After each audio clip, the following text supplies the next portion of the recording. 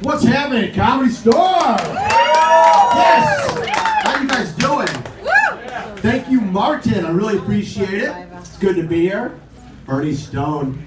It's like looking in a mirror and being like 20 years ago. Oh. Except I only wish I could bang cougars. Oh, wow.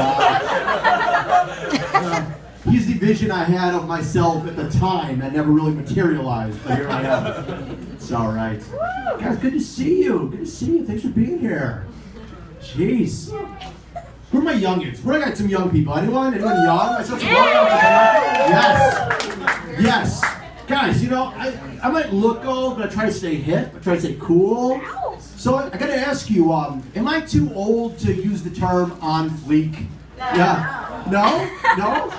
For the olds, do you guys know what that means? No. To me, it's the hip, cool way of saying on point.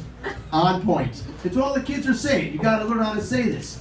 So the other night, you know, we're at the club, listening to some really cool trap music, and I'm there with my wife, and she says, "Baby, I just got a manicure today. What do you think of my nails?"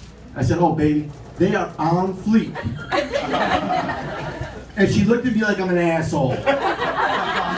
What's going on? She doesn't. But then again, you know, I'm the hip one. She's so unhip. Like, she's so unhip. She thinks that Ariana Grande is something you get at Starbucks. Yeah. She can't understand that you do not plant Iggy azaleas. Yeah. No, she does not. She does not get that. I'm the cool hip one. I don't know. Maybe I was just too turned up that night. I shouldn't have thought about it. That's right. I'm cool. I'm cool. But I'm embracing my age. You know, it happens. And I've come to accept some things.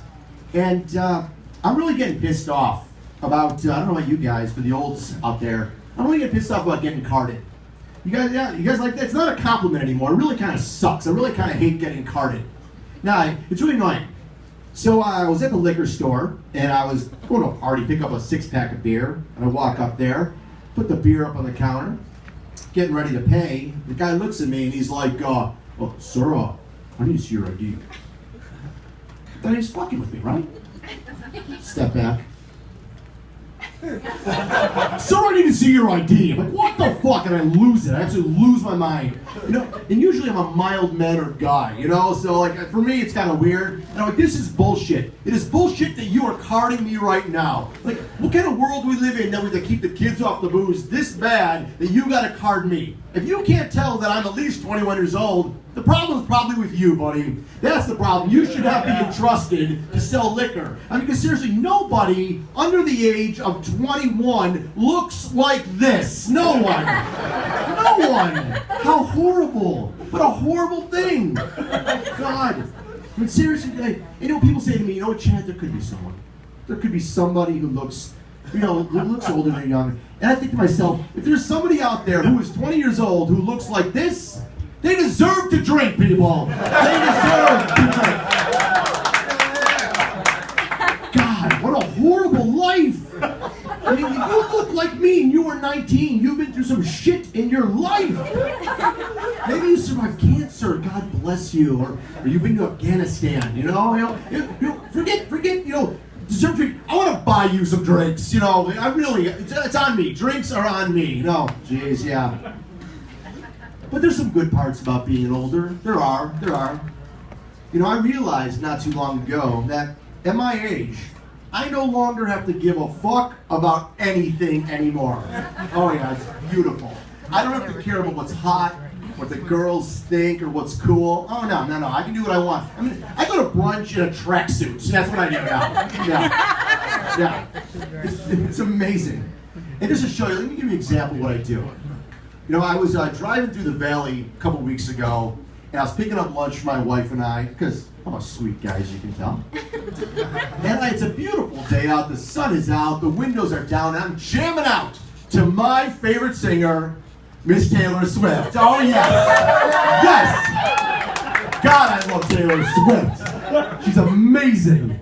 Oh my God, you know you love her too. And I'm just singing my heart out. You know, I'm going along, I pull up to a red light, and I look over, and I see some young girls, you know, some youngish girls, you know, they kind of look like you know. And they're making fun out of me. They're pointing at me. They're like, like making fun. They see what I'm doing, but I didn't care. I did not care. Do you know why? Because I know the haters are gonna hate. Oh yes! So you know what I was gonna do, right? You know what I did? I'm gonna shake it off. That's right, I'm gonna shake it off. God, I love me some T-Swizzle. Speaking about old white people things. Went wine tasting last weekend. What an expensive way to not get drunk. I cannot believe it. How much to get drunk on Dixie cups full of wine? I didn't get it. And then they expect us to buy wine at the end. It was unbelievable.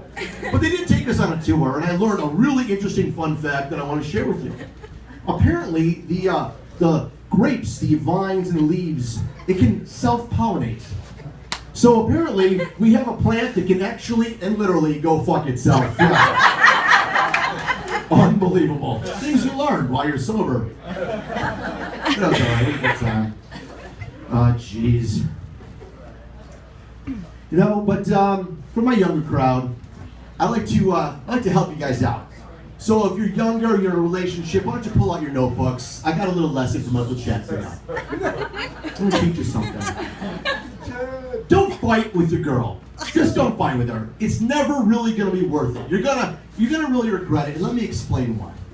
Because there's gonna be a time when you're there and you're like arguing and like about some insignificant shit, and you think you're winning, and you're all puffed up, and you're gonna say some harsh ass shit, and you think you won. And she's gonna step back. She's gonna look at you, and she's gonna say, "Fine."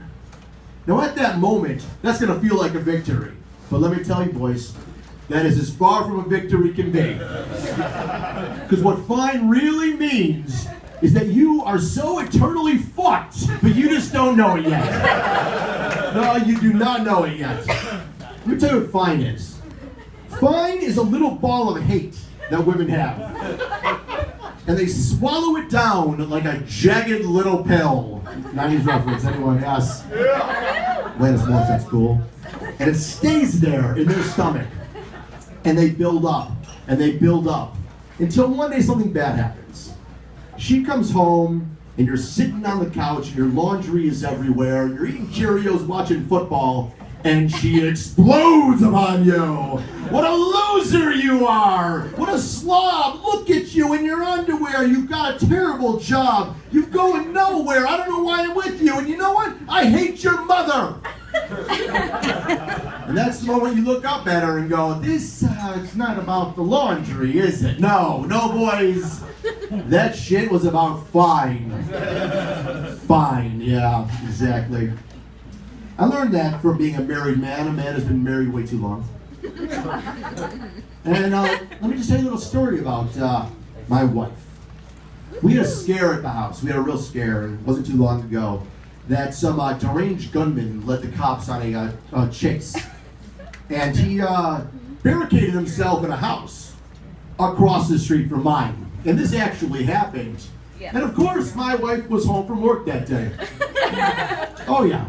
And so I don't know what's going on. I'm getting texts, wild gunmen on your streets, is your wife okay? I don't know what's going on. Trying to get it from the TVs, and it's unbelievable. I'm freaking out. And the crazy thoughts that go through your head when this is happening. And you start to think to yourself, oh my God, what if this guy opens fire? What if he starts shooting? What if my wife dies?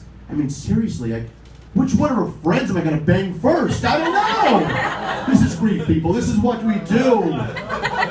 This is really, but she was smart, and she armed herself. She barricaded herself, she armed herself. Now let me tell you, I carry a 3D cell mag light right next to the bed. In the drawer, a Rambo knife. Did she choose these weapons? No, she did not. So what did she choose? A sex whip, people. She pulled out a sex whip. I don't know what the plan was here, though. I don't know. I don't really get it. Was she going to wave it around and confuse him? Was she going to seduce him? But all I know is it'll be the first time ever that a man breaks into my house and my wife goes to jail for sexually assaulting him. So I'm going to wrap it up here, guys. You've been wonderful. I love you. Thank you to my friends. Thank you to Martin. And so later on at the bar, When I talk to my wife about how this set went, you know what she's going to tell me? It was on fleek. Anyway, guys, I love you so much.